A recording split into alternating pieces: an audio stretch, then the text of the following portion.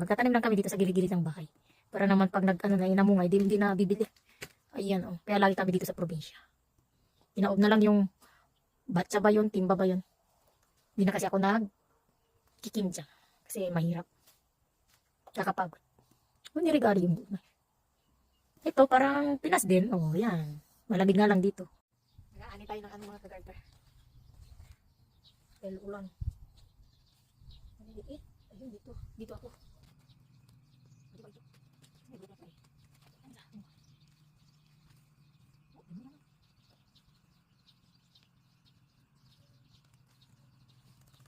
Laso na. Masarap.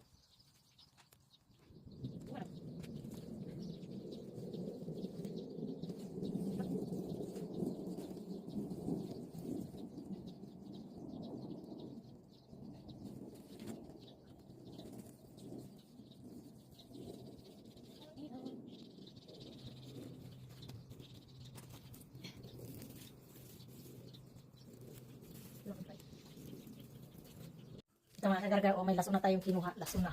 Dahon ng laso na. Bunga ng laso na. Ipapalaman natin doon sa tawag dito. Doon sa karne.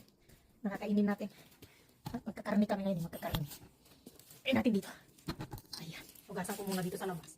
Bago ko ipasok para hindi na marumi sa loob. Karin natin ang lupa. Pa yung bunga niya, mga kagargar, matataba. Ayan. Ito masarap to. Mataba.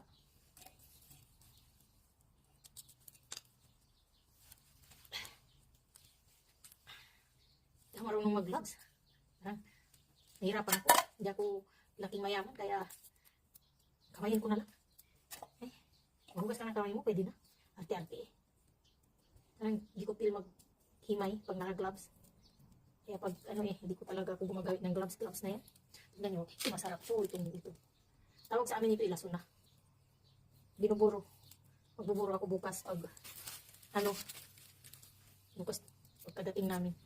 Galing, kung bibiyahe ba kami. Buro tayo. Masarap to gawing kimchi. Yan. Lalo na pag fresh. Sasaw-saw mo lang to eh. Pag hindi pa kimchi, pag fresh pa na kinakain mo, isaw-saw mo sa samjang or sa gochujang. Yan. Ang marunong mag-gloves na yan. Halatang hindi laking city, laking probinsya po ako.